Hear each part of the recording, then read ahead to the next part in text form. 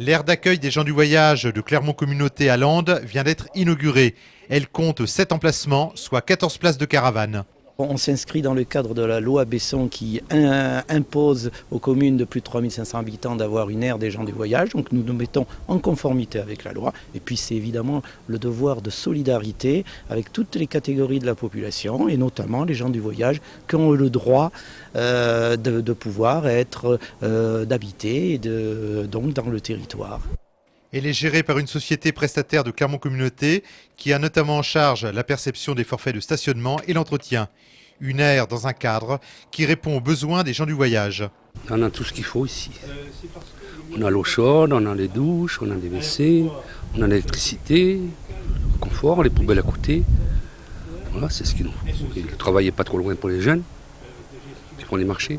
Comme il n'y avait pas de place, c'est vrai que on se trouvait n'importe où, ils nous faisaient partir, on ne savait pas où aller, alors c'est très bien comme ça.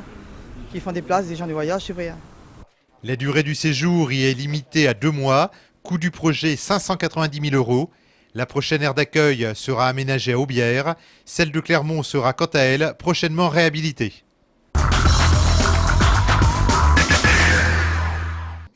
Morgane Parra face au lecteur du quotidien La Montagne. C'était hier soir durant 1 heure. Le demi-mêlée de l'ASM Clermont-Auvergne s'est livré au petit jeu des questions-réponses. Un exercice qui lui a permis de mesurer sa popularité auprès des supporters, mais aussi de prendre conscience de l'engouement suscité par la finale du Top 14 face à Perpignan. Ouais, maintenant, j'ai pas besoin de sentir d'avoir 1 heure à la montagne avec le public clermontois pour sentir l'engouement qu'il y a autour. Donc il y a déjà un grand engouement, je le sens depuis le début de saison quand j'ai signé à Clermont. Donc voilà, j'espère amener quelque chose. Maintenant, je sais que c'est très dur et qu'il va falloir travailler toute la semaine prochaine et donner le maximum samedi prochain au match. Apprécié par les uns, adulé par les autres, Morgane Parra a évoqué son métier, son intégration délicate en début de saison, ses futurs adversaires en finale du Top 14, sans oublier ses racines lorraines. Un entretien en toute simplicité qui, visiblement, a séduit l'auditoire. Morgane, c'est vraiment pas une langue de bois, comme on a pu le constater. Et très très proche, quelqu'un de très simple, qui va voir des matchs Fédéral 1, Fédéral 2, comme il l'a dit, le dimanche après-midi. Donc quelqu'un de sain, avec l'esprit rugby, justement, très présent. J'ai trouvé que c'était une rencontre fort sympathique, que c'était quelqu'un de très très sympathique, de très ouvert à ses supporters dans un premier temps, et que je trouvais d'une rare maturité pour quelqu'un de son âge.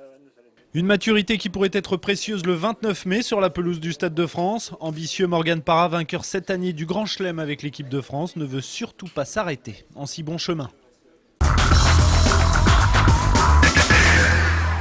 Notre but, c'est de ramener un jour un bouquet de Brennus, et tant qu'on ne l'aura pas ramené, voilà, notre ambition sera toujours la même. Donc pour nous, c'est perpétuelle remise, comment dirais-je, toujours ce but à atteindre. Donc la motivation est toute trouvée, et que ce soit 4, 5, 10, pour nous ça ne change rien, il faut qu'on le ramène.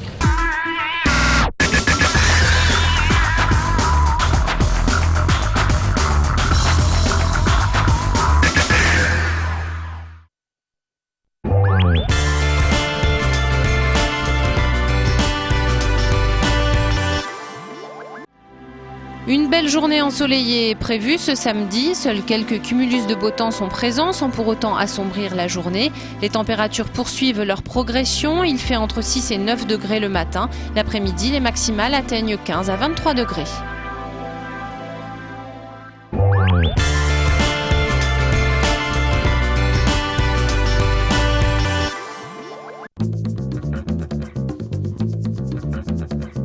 Bonsoir, voici les titres de votre quotidien La Montagne pour demain, samedi 22 mai. Rugby, à une semaine de la finale du Top 14, Morgane Parra se prête au jeu du face au lecteur.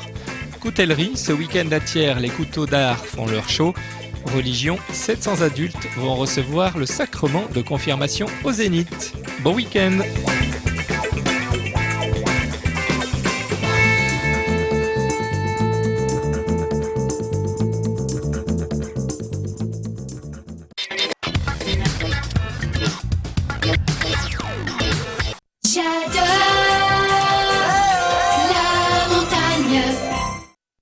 Elle, c'est Miley. Et ça, c'est un geste. En l'occurrence, le vôtre. Et même si ça n'a pas l'air de grand-chose, don après don, action après action, pour la vie de Maëlie, ça change tout.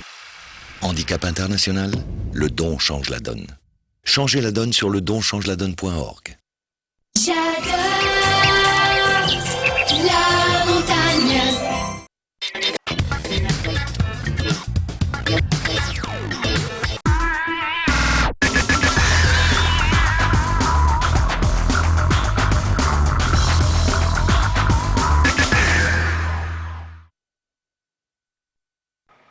L'entreprise de métallurgie Helveticast à Ladoux a cessé son activité le 15 janvier dernier, laissant 82 personnes au chômage. Ce vendredi matin, les ex-salariés se sont retrouvés pour faire le point à la maison des associations de Gerzat.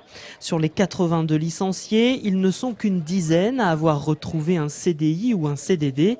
Les autres, souvent âgés de plus de 50 ans, ont beaucoup plus de difficultés. Je dois être à peu près une cinquantaine de démarches, à peu près. Des démarches, des candidatures spontanées et des réponses à des offres d'emploi. Pour le moment, aucune s'est avérée positive. J'ai eu non plus aucun appel, disons, pour un entretien. Je reconnais que c'est quand même un petit peu décourageant, mais il faut continuer. Une cellule de reclassement a été mise en place. Les ex-salariés sont donc aidés pour effectuer des bilans de compétences et refaire leur CV. Malheureusement, le retour à l'emploi est compliqué. Les ex-Helveticast voudraient pouvoir prolonger ce dispositif d'accompagnement. Ils ont signé pour la plupart la CRP, Convention de reclassement personnalisé. Cette convention dure 1 an. Ça leur permet d'avoir un salaire pendant 1 an. Ce qu'ils voudraient, c'est la prolongation de cette CRP jusqu'à ce qu'ils aient retrouvé un travail. Les anciens salariés d'Helveticast ont prévu d'écrire à tous les pouvoirs publics pour exprimer leurs revendications. Ils n'excluent pas non plus de passer à l'action. Ils ont d'ores et déjà prévu de participer à la manifestation de jeudi prochain pour la défense des retraites. Défi réussi. Demain, le magasin Jardiland rouvre ses portes après l'incendie du 25 avril. Sinistre qui a ravagé près de 3000 mètres carrés. Ce vendredi, l'heure est au dernier préparatif. J'ai dit, on va pouvoir ouvrir peut-être après la fête des mères. C'est vrai, quand on a vu ce sinistre-là, moi je me disais, c'est pas possible, quoi. Puis je me suis aperçu que ça a tellement bien été organisé. C'est vrai que les directions ont tellement bien organisé le travail. Tout le monde a été satisfait de ce qui s'est passé. Donc ce qui nous a permis de pouvoir, nous, en temps et en heure, d'être d'ailleurs prêts, même un petit peu avant la date. Une centaine de salariés de la chaîne Jardiland ont été mobilisés, dont 60 venus de toute la France. Après l'état des lieux, 3 semaines ont été nécessaires pour le nettoyage et le réaménagement du magasin. Il y a eu plusieurs parties, une partie effectivement d'agencement au niveau des travaux qui a été de trouver un espace de vente, un nouvel espace de vente. Nous avons mis sur le parking avec des chapiteaux. Il reste malgré tout du pain sur la planche. Des entreprises sont là pour reconstruire la zone détruite par le feu. Les travaux s'achèveront probablement au printemps prochain. L'aire d'accueil des gens du voyage de Clermont Communauté à Landes vient d'être inaugurée. Elle compte 7 emplacements, soit 14 places de caravane. On s'inscrit dans le cadre de la loi Besson qui impose aux communes de plus de 3500 habitants d'avoir une aire des gens du voyage. Donc nous nous mettons en conformité avec la loi. Et puis c'est évidemment le devoir de solidarité avec toutes les catégories de la population et notamment les gens du voyage qui ont le droit de pouvoir être, d'habiter donc dans le territoire. Elle est gérée par une société prestataire de Clermont Communauté qui a notamment en charge la perception des forfaits de stationnement et l'entretien. Une aire dans un cadre qui répond aux besoins des gens du voyage. On a tout ce qu'il faut ici. On a l'eau chaude, on a les douches, on a les WC, on a l'électricité, le confort, les poubelles à côté. Voilà, c'est ce qu'il nous faut. Et le travail n'est pas trop loin pour les jeunes qui font les marchés. Comme il n'y avait pas de place, c'est vrai que on se trouvait n'importe où, ils nous faisaient partir, on ne savait pas où aller, alors c'est très bien comme ça. Qu'ils font des places, des gens du voyage, c'est vrai. La durée du séjour y est limitée à 2 mois, coût du projet 590 000 €. La prochaine aire d'accueil sera aménagée à Aubière, celle de Clermont sera quant à elle prochainement réhabilitée.